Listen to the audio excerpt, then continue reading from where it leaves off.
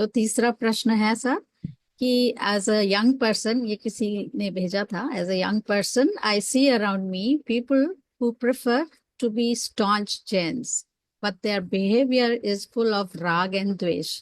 Then how do I believe Jainism can hmm, make me better person? बराबर है। देखिए, पहली बात तो ये है कि हर चीज की सुई घूम फिर के जैनिज्म पे क्यों आ जाती है, या धर्म पर ही क्यों आ जाती है कि ये ऐसा है तो धर्म तो बेकार ही होगा फिर। लाइक ऐसा क्यों हो जाता है? वो बात बराबर है कि एक मछली सारे तालाब को गंदा कर देती है, लेकिन उस मछली के कारण पूरे तालाब को जज करना तो सही नहीं लगता। मतलब विचार कीजिए, ये प्रश्न एकदम बराबर है। और ये प्रश्न इसलिए भी बराबर है क्योंकि हमें किसी के लाइफ के बारे में पता नहीं है एक्चुअल में।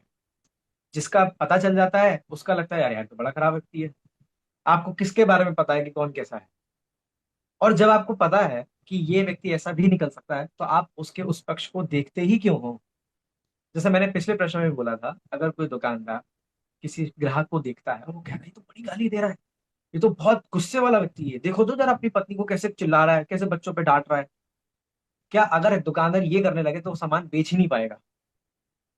हमें तो प्रयोजन देखने से मतलब है। दूसरी बात, हमने उन्हें आदर्श बनाया ही क्यों है कि हम उनके बिहाफ पे उस धर्म को जज करने बैठ जाए कि क्या जैनिज्म मेरी लाइफ को बेटर कर पाएगा? आप उन्हें आदर्श बनाते ही क्यों? और आप किसी व्यक्ति को आदर्श बनाते ही क्यों? मैंने कहीं हाँ, हम नए चक्र या आई थिंक क्रमबद्ध पर्याय पुस्तक में उदाहरण है, दादा ने दिया है कि इंसान से तो गलती हो सकती है लेकिन मशीन से गलती नहीं हो सकती। बात बराबर है एकदम। मशीन से गलती नहीं हो सकती। एक बार को इंसान जो वैसे पहले के जमाने में होता ना, तराजू होता था ऐसा, तो वो करते थे, उसमें गलती हो सकती है, लेकिन जो वेट मशीन है वो थोड़ी ना गलत बता देगी कितना वेट आ रहा है। वो थोड़ी ना बता सकती है। कोई डॉक्टर आपको देखकर वेट बताए कि हाँ जी आप इतने किलो के हो, इतना आपका वेट हो सकता है, और वही डॉक्टर किसी मशीन पर आपको खड़ा करे और उससे ज्यादा निकल जाए, तो किसकी माने? मशीन की कि डॉक्टर की? भाई डॉक्टर की माननी चाहिए, डिग्री करके बैठा है वो एमबीबीएस। उसकी मानेंगे कि एक मशीन की मानेंगे जो जीव भी नहीं है, जो जड़ है? कि भाई उस समय तो जड़ की ही मानी जाएगी, क्योंकि वो गलती नहीं कर सकता। तो अगर ऐसी परिस्थिति में जब हमें दिखाई दे रहा है कि जो जैन दिख तो रहे हैं लेकिन उनके राग द्वेष है, तो सबसे पहली बात तो ये चीज स्वीकार करें, ये सबके साथ है। ये हर एक दुनिया के हर एक व्यक्ति के साथ है। हम हम ना तो उसके राग द्वेष के कारण उसको जज कर रहे हैं, और ना उसके राग द्वेष के कारण जिस धर्म को वो फॉलो करता है उसको जज करें। ये दोनों ही चीजें गलत हैं एक्चुअली। वो राग द्वेष, आप तो हम तो सब पढ़ने वाले हैं ना कि ये तो बहुत टेम्परेरी चीज होती है। ये तो थोड़ी, अब वो सिचुएशन है उसमें उसने ऐसा रिएक्ट कर दिया तो उसमें उसकी भी गलती नहीं है, क्योंकि उस चीज का उसको भी गिल्ट है। वो खुद भी परेशान है इस चीज से, और वो धर्म के सहारे उसको धीरे धीरे ठीक कर रहा है। ये हो सकता है। तो हम पहली बात तो उनको आइडल बनाए ही नहीं। किसको बनाए? कि उसको बनाए जिसने सच में इस चीज को जीवन में ऐसा उतारा है कि अब राग द्वेष होते ही नहीं, होते ही नहीं है। आपने कभी नहीं देखा होगा कि आपके हस्बैंड या आपका बेटा या आपका भाई कहता है यार मुझे ना पड़ोस वाले शर्मा जी की तरह बनना है, कितने बढ़िया व्यक्ति हैं। कोई नहीं बोलेगा यार इनके जैसा आदमी नहीं देखा मैंने, नहीं। हम उसको देखेंगे जो इन सब में सबसे ज्यादा बेस्ट हो। कोई पॉलिटिशियन एक एमएलए दूसरे एमएलए को आदर्श नहीं बनाता है, उसके ऑफिस में भी प्रधानमंत्री की फोटो मिलेगी आपको, और वो भी प्रधानमंत्री देखने के ख्वाब, मतलब प्रधानमंत्री बनने के ख्वाब देख रहा है। एक एमएलए, एक बिजनेसमैन जिस उसके घर में, उसके ऑफिस में छोटे मोटे बिजनेसमैन की फोटोज नहीं होंगी, जो दो तीन दुकानें चलाते हैं, जिनके एक दो शॉप है, वो नहीं, बड़े बड़े लोगों की फोटो होगी। हम आदर्श उनको बनाते हैं जो इस उस लेवल पे सबसे टॉप पर हो। तो जब आपको वीतरागता जीवन में लानी है, तो जिन्होंने वीतरागता को टॉप कर लिया है हम उनको आदर्श क्यों नहीं बनाते? आप उन दो तीन लोगों को देखकर क्यों जज कर लेते हो यार ये ऐसे है तो फिर तो धर्म ही ऐसा होगा? और ये मैंने सच में देखा है अपने प्रैक्टिकल लाइफ में। एक थे, क्या बताऊं, उन्होंने देखा कि जो धर्म करता है वो बहुत गुस्सा करता है, तो उन्होंने कहा आज के बाद मैं मंदिर ही नहीं जाऊंगा। ऐसे भी लोग हैं। तो उसको देखकर ही आप, अच्छा, आपने उसकी अच्छी चीजें तो कभी नहीं देखी कि वो रोज मंदिर जाता था, रोज बढ़िया काम करता था, एक चीज देखकर आपने कहा कि धर्म ही बेकार है। ये चीज तो आप आपके खुद के लिए बहुत हानिकारक है। अगर आप जीवन में बाकी चीजों में भी ऐसे हैं, और अगर आप बाकी चीजों में ऐसे नहीं है तो धर्म में क्यों है फिर? आपको वही चीज की दिखाई दे रही है कि अब यार जैनिज्म इसको तो सुधार नहीं पाया तो मैं तो क्या ही हूँ फिर। ऐसा तो नहीं होना चाहिए। तो आदर्श बनाए, सही आदर्श बनाए, जिसको जो बनाने योग्य है उसको बनाए। सुमत प्रकाश जी हमेशा कहते हैं कि किसी के औद्योगिक भावों से उसको जज मत करो।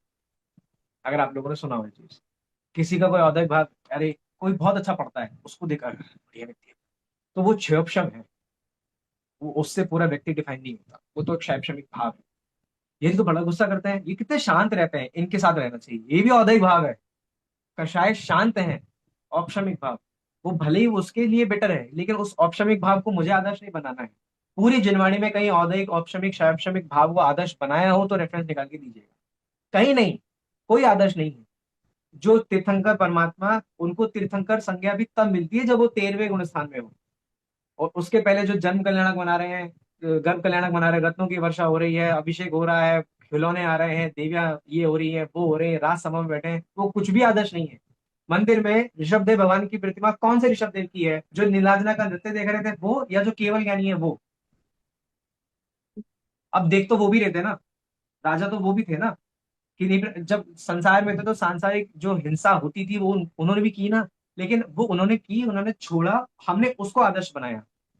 लोग भरत चक्रवर्ती को आदर्श बनाते हैं और क्या कहते हैं, यार हमें भी इतनी रानियां रखनी है, हमें भी इतना वो करना है, काश हमें भी इतना होता। अरे उसने जो छोड़ा उसको तुमने आदर्श नहीं बनाया। और उस जिस जो वो करना चाहता नहीं था, हमने उसको आदर्श बना लिया। तो हम इस पूरी सिनेरियो में सबसे इंपॉर्टेंट चीज ये है कि हम आदर्श किसको बना रहे हैं।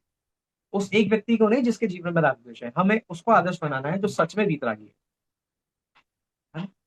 इसलिए तो इसका भी उत्तर स्वाध्याय है एक्चुअल में। कि वो जैनिज्म आपको कैसे बेटर करेगा, आपकी लाइफ को कैसे बेटर बनाएगा, कि स्वाध्याय तो करो, एक बार पता चलेगा कि जैनिज्म क्या चीज है। धर्म बहुत पर्सनल चीज है। धर्म सामाजिक नहीं होता। अगर होता तो वो दोबारा वो बात, न धर्मो धार्मिक के बिना, ये परिभाषा नहीं आती धर्म की, कि धर्म धार्मिकों के बिना नहीं। बहुत पर्सनल चीज है धर्म। मेरी खुद के लिए चीज है, मुझे बाकियों से मतलब नहीं है कि दूसरों का क्या है। ये मेरे लाइफ को बेटर बनाता है।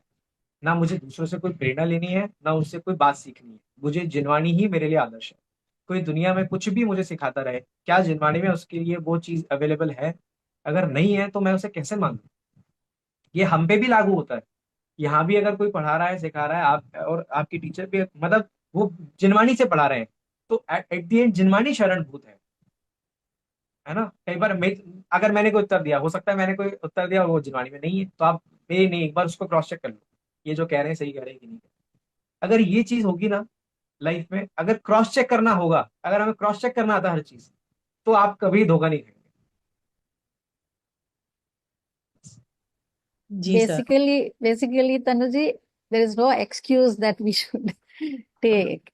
Everything has solution. सबका solution जिनवानी में है, स्वाध्याय, स्वाध्याय में, स्व अध्ययन में है। और Thank you. जिसका सोल्यूशन नहीं होता ना, जिसका सोल्यूशन है ही नहीं, जिस परेशानी का सोल्यूशन नहीं है, उस परेशानी में भेद विज्ञान कर लीजिए भैया, ये ऐसा ही होना है। अब इसमें कुछ नहीं हो सकता, सीधी सी बात। और एक चीज और मैं कहना चाहूंगा कि हर चीज समय लेती है। अब आपने कहा अच्छा। यार ये तो कल भी कल भी द्वेष कर रहा था बहुत, कल भी गुस्सा कर रहा था, आज भी गुस्सा कर रहा है, कल भी कर रहा है।